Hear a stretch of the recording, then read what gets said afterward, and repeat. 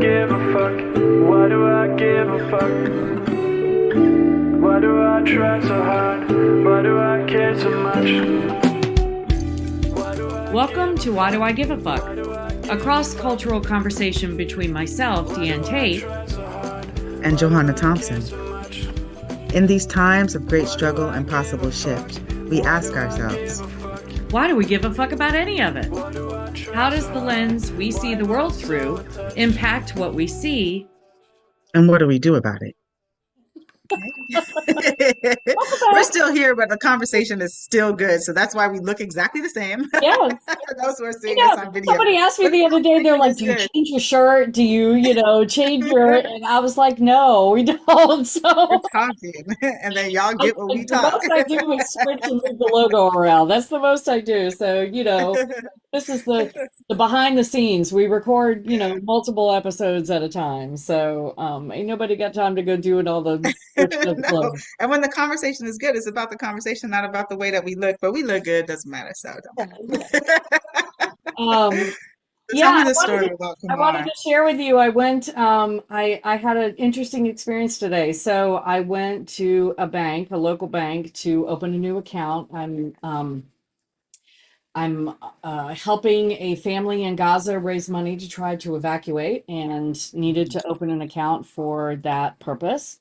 So I went to this local bank to do it, and there was a gentleman outside. He was kind of hanging out by the ATM machine, a security guard. He had his uniform on, and he said hi to me when I walked in, and I said hi, and went in and did my business. And when I came back out, he asked me, he said, "Is that your car?" And I said, "Yes." And he said, "What does your sign say?" Because he was standing over by the building, and I had parked, I don't know how many yards away. I'm horrible with distance, but you couldn't really read what my sign is. And I have a sign in the back window on the driver's side that says "Free Palestine, Free Sudan, Free Congo, Free Haiti, Free ourselves." And then it talks about free ourselves, yes. Yeah, and how, and nobody's free until everybody's free, and that kind of thing. And so he saw the free part, but he couldn't really read what was the rest of the words, and he thought it said "Free America" or "Free United States" or something like that. So he asked me, he's like, "Is that your car?" And I said, "Yeah." And he said, "What does that sign say?" And I said, "Well, it says Free Palestine and Free Congo." And I told him what it said. And he's like, "Oh, I thought it said Free America." And he said, "We ain't free." And I said, "Oh, no, we're not. And no, I'm never going to have a Free America on my car." Yeah. So then we engaged in dialogue, and I have my earrings on. And so, we were talking. I said, "I'm always advocating for Palestine." And so I put that sign in my car to try to, hopefully someone will read it, and maybe it'll spark a change in their mindset. And so we just started talking, and it was really interesting. He is a gentleman that during our dialogue shared with me that he was originally from Jamaica. Okay, welcome on Jamaicans. Yeah. Big up.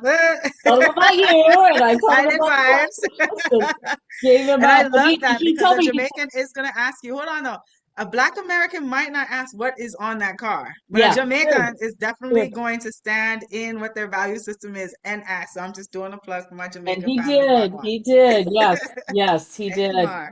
And we had, his name is Kamar. So shout out Kamar.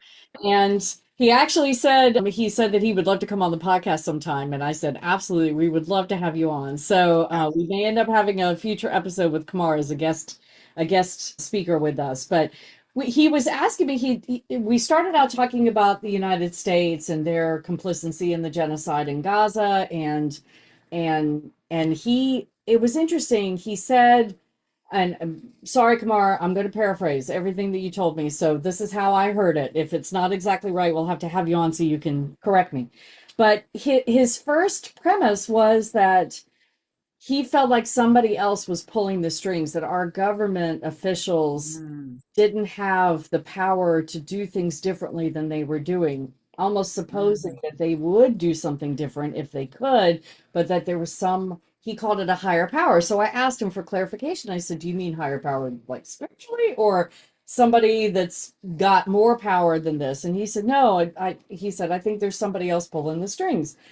And so I said, well, maybe Putin, I mean, we do know that they have, but I challenged him. I was like, I'm not sure that's really true. I said, I think most of the people that are in our government are perfectly, on many levels okay with what's happening because it keeps their power structure in place in a lot of ways. And so we talked about um, whether in the past when we had a lower, middle, and upper class, he was kind of suggesting that we have that now. And I said, well, we don't really have a middle class. We have more of a, poor and low wealth folks, and then we have the very rich. And I said, they've gotten rid of the middle class because that didn't work for them. And he said, yeah, because the middle class was saving their money and they were doing things and they weren't really paying, and I said, yeah, they took the power away from the government. So that's why they didn't want it and they got rid of it. But it was an interesting dialogue. I did ask him eventually, recognized his accent and asked him where he's from, and he told me Jamaica. But I didn't get into like how long he had been in the United States and what his take on things were. But we talked about white supremacy, and we talked about how it permeates everything. And it was a really Good great conversation. conversation. So, Yeah, I know it was a good conversation. I know it was. Some of the things I just want to go to this, who is controlling our government? mm, And if we're talking about a higher power, I do resonate with what Kamar is saying because I believe that most of our political actors at this point in time are really directed by how funding goes and like oh, how and sure. who's Yes. in their pockets, right? And Yes. so Yeah. there's also a knowledge about like the oligarchy that sits and exists and does feed and fester into the funds. Like we actually saw it on a global platform, this engagement between Donald Trump and Elon Musk, right? Mhm. Somebody who has a lot of money, who was able to impact our elections, who was then able to impact policy, who was able to like have an entire department erected in our government Yeah. because that person has money and that money allowed them a certain amount of access. So I do think that there's Koch brother, um, and there's a whole bunch of names. Just Koch is the banking family that comes to mind. Yeah, the Koch brothers. Yeah. As the Yeah. Rothschilds. Yeah. Okay, I'm saying Koch. That's that. That might be that might be that New York. You know, Oh, we right. call Mayor Koch. Right, the right, Koch, right. Yeah. right, or the Yeah. Mayor Yeah. Koch. So Yeah. the Koch brothers or the Rothschilds, those people do hold a certain amount of power that does transcend above our Yes. political positions, and APAC they do transcend is above our an political example of positions because they are holding our banking systems, our the way that we do capitalism across the globe. that. And Mhm. so if Brother Kamar was talking about that, then that is, I do agree with him that Yes. the US does not really exist in a true democracy. I don't know what country or what place actually exists in a true democracy because we do have these inequalities in capital and access to resource. Hmm. That's really, really very strong. And then with the impact of that is what we see in our social divide with like what we have as a middle class being Hmm. eroded completely Right. because the wealth gap is growing greatly because technology, because capitalism, because resource, because supply and demand is changing as we develop more industry.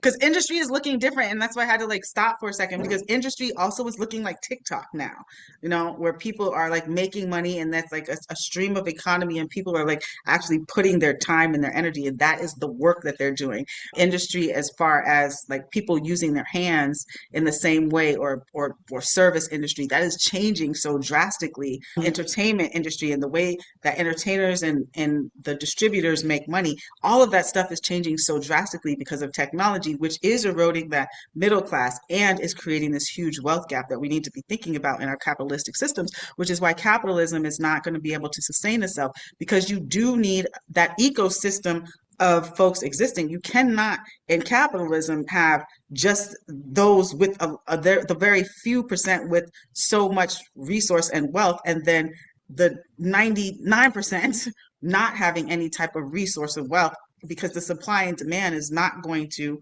level itself out to be able to maintain the capitalistic structure. Right. Right. Yeah. I agree with you that yes, there's absolutely systems. I mean, APAC, the Israeli Hmm. lobby is first and foremost in people's minds these days about their level of power over the people Mhm. in levels of power in those elected official capacities. And I would imagine that some of the people that go into elected office, especially at the national level, want to, I'm going to give grace to say that some of them want to make change, some of them want to make the world a better place, maybe on some level, but I just I don't want to give them a pass to say they're controlled by these entities that have given them money to get them into their place of power, but they chose to take that money. They chose to sign that Yes. contract with the devil, Yes.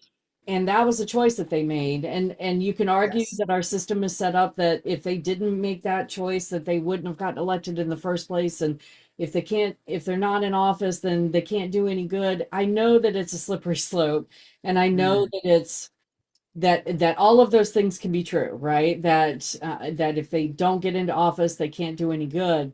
But we continue to give these lobby entities and the donor class. That was something that that's a phrase that I really appreciate Yeah. because Hmm. speaks to that is a classification of people, a group of people that have all the power and are pulling the strings and do dictate what, the fact that Cory Booker could, set a record on the Senate floor filibustering and make such a big deal about that, go for hours and hours and hours and hours speaking, never mention Palestine or Gaza once, and then when his constituent gets taken from one of the Freedom Flotilla boats and is being kept in an Israeli prison, he says nothing, and that's only because he takes millions of dollars from APAC. So he people I used to look at Cory Booker as a good guy. I used to look at him as a guy who had a conscience, and maybe I was wrong in that for at all. But now I just see him as being a lackey, for the Israeli lobby. And so we do have a system that propagates this. We have They our, do. our House of Representatives, our federal representatives. We have, multiples from different states depending on their population, to those of you who are not in the US. Um, and they only serve for 2 years. So the moment they get in office, they have to start fundraising for their next Mhm. election. And that is a setup for them to be beholden to all Their of incentive, what they're that begging is it. money from. I So mean, I think that that's what Kamar was talking about. I mean, I don't yeah, know if he was able to articulate it in the moment that y'all were talking at the door of the yeah, bank. yeah, And yeah, it's yeah. interesting that you were having this conversation at the bank, right? Okay, We were talking outside, about right in front of the exchanges of bank. money Yeah, and capitalism. You know what I mean? yeah, But yes, like so there is like yes, you have the hope of civil servants will go into office and really do the bidding of the constituents that they have. But yeah, we also have the reality that the amount of power that they have comes from what is the backing of their political agenda and right. who is backing that political agenda to move forward. And a lot of the folks that are, well, I'm not going to speculate. I'm just going to retract that before I even say it out of my mouth. I'm not going to, but who are powering those things? And you have to, you people as they are moving in their office are taking in consideration those things. And I know that firsthand because I was on Capitol Hill many moons ago, and I had the experience of seeing how legislation got passed, right? And that experience was set up a wine and cheese cart and go in and basically wine and cheese people into signing legislation, like Yeah, signing into in support of co-sponsorship of legislation. And that's like when I learned that that's how our policies got enacted, I was became really an advocate of civic engagement so that when there are these little wine and cheese co-sponsorship signing, that you've heard from your constituents to know whether or not you actually want to sign on that legislation. right. That's very, very real. Like for those who don't think that we do have some type of opportunity to impact, as much as the money has opportunity to impact, also us getting together and organized as public body and a public voice does Mhm. have an impact because it's really hard for somebody to sign some type of legislation. It might not be so much now, but it's hard for someone to sign some legislation when 90% of their constituents have wrote in and said, we want this and that. And that they have to take that back to the people who are Wish it was funding them and say, harder. I have to make some type of I wish it was negotiation. harder. Yeah, I wish. I mean, because there are so many things right now that for past administrations have got high numbers of percentages of the American people that want them, like family medical leave and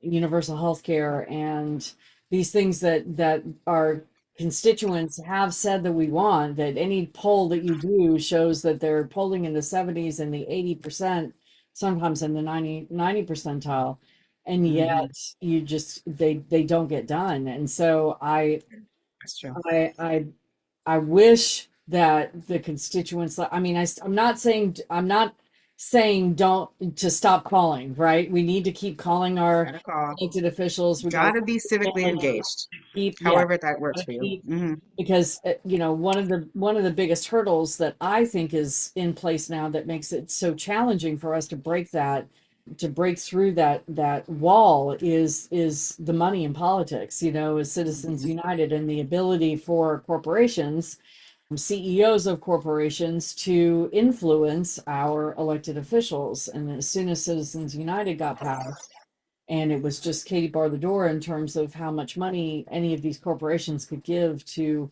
their elected officials, it really it squelched the voice of Hmm. the people and of the And if we can speak into like an understanding about like what Citizens United is, what it did is it allowed corporations to act as a person, people. represent as a person. And the Right. corporation obviously has much more political power because it's a corporation with a lot of funding, Right. different from people organizing together. And so that having a voice in what legislation gets passed then allows for that to be kind of who is pushing forward the policies. Yeah, before Citizens United, just for those, it's a very short. I mean, I don't know all the details, the year and all of that stuff. I'd have to do all the Googles to get all those deets. But before That's Citizens decent. United, only humans, only people could give donations to elected, Hmm. people that were campaigning for office. That Uh, is it. and after Citizens United, which was enacted by or upheld by the Supreme Court, now corporations like Walmart and Target and the oil companies and the And those are not Citizens United. big pharmaceuticals and yeah, those are Yes. not citizens. Those No, not at all. nations, Hmm. and so that was when the money into the our elected campaigns just exploded and became impossible to stem. And so yeah, so I don't I'm so frustrated and saddened by how difficult it is for constituents to get through to their elected officials anymore, because we can call and call and call and call and let them know that we want them to do something different, and that we Hmm. still should do that because that's the only real avenue we've got, is to be civically engaged. And but then I get frustrated because it's like, but still, even when they know their constituents want them to pass and to bring these bills forward Yeah, for this corporation that doesn't want it. they just don't do it. So yeah, I don't know. It's People very over property. Like if you're out on the streets, people over property, people over property well, all day. policing is always That's property over people. It's always property yeah, over people, and yes, any of our current systems is property over people. It's not about yeah. people. It's not about protecting people. Yeah, and, So, and hopefully that we can flip that. And one of the ways that I'm thinking that we can, just going full circle on this conversation, is that what a beautiful opportunity to be in community where someone can engage you, ask you about what is on your car and like what your perspective is on it. And mhm, then you guys have like this rich conversation about what that looks like. And I think that the more we do those type of things in community, those one-on-one conversations with another human being, to engage them, to hear what their thought process is, to hear what their impact is mhm. about the policies, the more that we can have a greater understanding about who's being harmed and who's being helped, and what solutions we can come up with that will move our society forward. Yeah, absolutely. Absolutely. Well, I was telling him about this this podcast and telling him Yeah. about, how you and I met and the dialogues that we want to have. And he was very excited about it. And as I said, he wants to come on and give his Yes. perspective to things. And I told him that you moved to Jamaica to get away from this country. And I don't know what his story is about how he came here, but Did he have a response or reaction to that? Like a whoa, what? I mean, I'm curious about that. let me think. I don't think he really had a reaction one way or the other. It was, I told him that that you had ancestral roots to Jamaica, and so you were out, and that was where you wanted to be. And yeah, I don't remember him really having a reaction to that I either saw or heard from him on that. Responses. But I would be curious about because there's a lot of people that have migrated here and are migrating here to be able to build back in on the islands, and that's what they're doing. And their plan is to return to the island. But what's needed is to have the capital that you can raise in the U.S. from like having a higher salary, a higher income. right, And so, because I just met a young person who is doing that very thing, having his house built in Jamaica and on family land and property, but is working in the United States and has been here since they were a young person, like 11, and so grew up in the educational system, but grew up in the educational system with family and parenting having knowledge of some other type of historical understanding. yeah, And so and so knowing how to like negotiate the space, but having a vision to not remain in the United States and be able to have a better life experience as they get older. yeah. Yeah, it was interesting. You're bringing me back to we were talking about Amanda Seales' turn on a show called Surrounded on Hmm. YouTube, and Yes.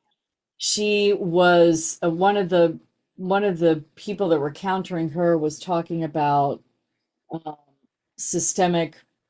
They were talking about systemic racism. Does it exist? Is it real? Does it continue to oppress? And one of the I think it was a young woman that got up and was in the hot seat talking to her about it was saying, I've known lots of Black people that have been able to make it, and so that means there is no systemic oppression. I don't know why people can't. Yeah, I know. Oh, Ow! I know. I know. Ouch! Yeah, it was a little hard to watch. That's ridiculous. Yeah, it was hard to watch. But Amanda was saying, she said, well, and one young man that got up, and I mentioned to you before that she asked him at one point, she's like, are you acting? Because the things Mhm. that he was saying were just so bizarre. And he was young. He looked like he was in his 20s. And she asked him where he was from. Were you born here? And he said, no, he was born in Angola. And he Mhm. came here with his parents young, but his parents were from Angola. And so she Mhm. challenged him to say, you didn't come, your parents were raised somewhere else and came here. She said there's a Mhm. very different Experience. experience that happens for Black Americans who are born and raised here, or maybe even not born, but raised here in the systemic issues. And certainly if they were born here and their parents grew up here, then you don't have she was supposing that his parents had a different way of approaching how to navigate these systemic racist Absolutely. systems because they grew up somewhere else and they And and then because the systems are benefiting them. So like right, right, it's your entry point into the system that you have to be in consideration of, right. right? When Yeah, you come from the land and there is no entry point into the system, like it's very minimal. Like you can participate, but there's no entry point into the system. You're participating in the system and you get you're what you giving get all of your if you labor and don't have all a of your thing skill set and all of your things for and no. you sit in Yeah, a debt system of slavery. But right, when you're coming from someplace else and you get to choose your entry point, most of the time your entry point is a high level of education. Most people that are coming from Africa get to go to really good universities on a student visa or whatever, which is also being challenged right now by the right, current administration. right. But and so you're coming in, you're able to participate and be educated in a certain way. You're coming from a certain amount of resource because Africa Mhm. does have resource. Most of the folks that I have experienced that have come from Nigeria or Angola or anything like that are coming from people in their community that have like their Right. political figures, their doctors, their lawyers, or whatever. And so they have the access and ability to come and get in with within the US system in a way that helps to elevate their experience in their life. And a majority of them also take those resources back and continue to build up their community, which I think is right, which is a thing to be able to do. Right. But you do come in with a different entry point and a different need, because living on the island, as a person who can say that I live on the island, resources are very, very limited. So when you think about you going to a place where you can get the resources to then increase how much access you have to resources from where you come from, you're going to appreciate that system more than anything. Yeah. Which is why it's ridiculous that folks are believing that migrant populations are coming here and don't want to participate in the system, because you're coming here to participate in the system to be able to sustain your life in some type of way. Right. So it's, and they work way harder and ways, than any of us that look like me that have, grown up in this system and have access to all of the privileges that we have access to all the time. Yeah, I mean, and Amanda Steele's mother was from Grenada, so she even identified that. She's like, I am a similar, product of that. She said, I was born here, but my mother's from Grenada, and she came here, and so the learning that she got from her mother, all of the things. So she's like, you can't look at it's not apples to apples when you're comparing it to the experience of Black Americans, especially those who are at least 2 generations, if not longer, of being in this system, being born into the system, is way different than anybody that, and it doesn't denigrate, it's not denigrating they're still impacted by systemic racism when they come here, but it's a beautiful way to say that your entry point has to be in consideration when you talk about that story. And so, yeah, I encourage everybody to go watch it. It was really interesting, surrounded on YouTube. So, but anyway, let's get surrounded by as many people as we can and see if we can elevate and expand our knowledge and understanding of where people are coming from and what entry point they have in the system and the United States. Yes. Yes. That is real. Yes. Thank All you. right. Thank you. Thanks for joining us. Until next time, as you move throughout your day, continue to ask yourself, Why do I give a fuck? is produced in collaboration with Johanna and Diane. Music by Norwegian musician Water. See you next time.